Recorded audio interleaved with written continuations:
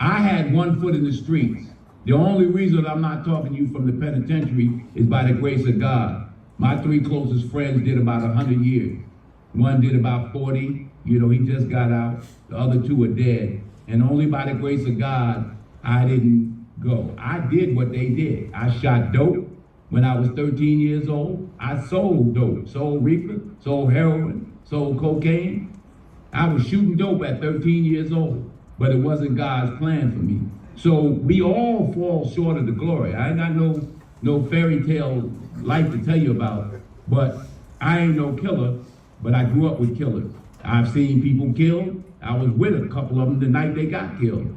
That's life.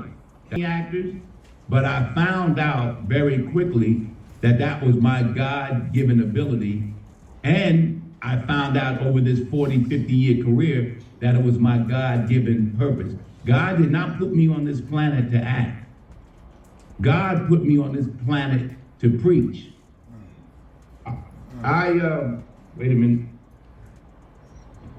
See if I can find this. In March 27th, 1975, I had flunked out of college. I had flunked out of college, and I was sitting in my mother's beauty parlor. My mother owned a beauty parlor, a beauty shop, and a woman was sitting under the dryer, and every time I looked up, she was looking at me. And granted, now this is before I had flunked out of college. I tried medicine and tried biology. She said, "Young man, you're gonna travel the world and preach to millions of people." And I was like, huh? She said, "You're gonna travel the world and preach to millions of people." Now, I don't know if you can see this. Can you read that? Can y'all see that? Yes or no? Yes. Okay, on the top there, it says prophecy. She couldn't even spell it right. This piece of paper is 50 years old. Then underneath it, when my mother wrote my name, it was like on an old envelope. It's so old that the name fell off. Then underneath it, I wrote the date, which was March 27, 1975. Now, for some reason, she wrote 28. You can see 28 there on the top? Yep. Can you see it? Say yes, can you see it? Okay.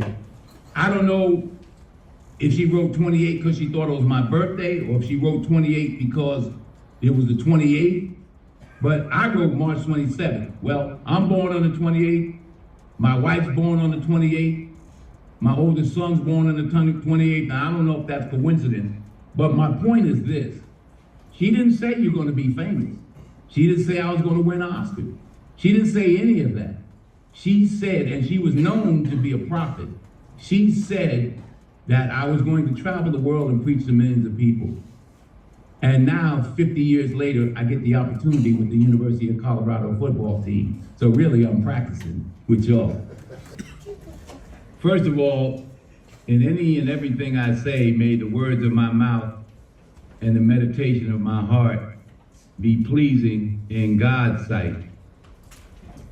I know that you're preached to all the time by your coach, but I can honestly tell you, as a man of God who's been through every machination of faith, from faith to effort, not effort, F-it. I rejected God. I hated God. I loved God. I appreciated God. I've had no patience with God, and God has had nothing but patience with me. That's why they call it grace. As I've said many times when I speak to people or in different quotes, I say you'll never see a U-Haul behind a hearse. You can't take it with you. It goes back to what I read you. You find him, but without deep roots, he ain't the favor bank. He ain't the favor bank. Hey, Lord, give me this. Oh, Lord, you do that for me. Lord, let me make it to the league. God found me long before I knew I found him. You heard me? Yes, sir. That's why they call it grace. You know, the devil had me by the ankles. He's like, I can get this one, I can get him. God said, no, he's one of mine. Yeah, he gonna fall. Yeah, he gonna. I'll tell you a story. This is a true story. Now this is gonna get out, but I don't care. This is how much God blessed me. The one time that I shot dope in my arm, I was in private school, and we were in the bathroom, and the guy was showing me how, and the headmaster of the school came in, and literally the needle was dangling in my arm, and we could hear him. And we said, if he come in here, I know if he come in here, it's over for me. And he didn't come in. And we finished doing what we were doing. My point being, that was the grace and protection of God even then. At 13, I didn't know what I was doing. I was following those that were the example for me. And that's what they were doing. You know, we all want to be like the cool guy. So, it's been a 70-year journey with the Lord.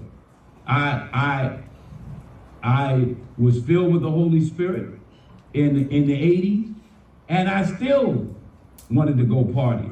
I still wanted to chase women and do all of those kind of things. I don't do any of those things now.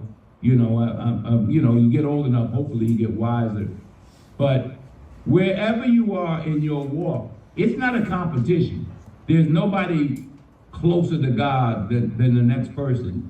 Your individual path is your individual path. And it's okay to talk to God like you talking to your father, like, look, man, what's this about? Why am I breaking my leg now? Talk to me. I talk to God like that. Here's the thing I would say to each and every one of you. Get up in the morning and be quiet. I'm not talking about prayer. I'm just talking about be quiet. Put your feet on the floor. Try to take 2 minutes and just be quiet. Breathe. Listen. It's hard because your mind starts going to what you got to do that day, and why didn't I make that play, and am I going to make it, and why don't she like me, and how am I going to get her, and all of that stuff. And it's a good discipline. Next question. Stand up. Come, I see you back there in the corner in the white. Yell it out. Could you give me your top 5 favorite movies that you performed in? I always say this. People say, what's your favorite movie? I say my next one. What's your favorite game that you've ever played in? It's your next one.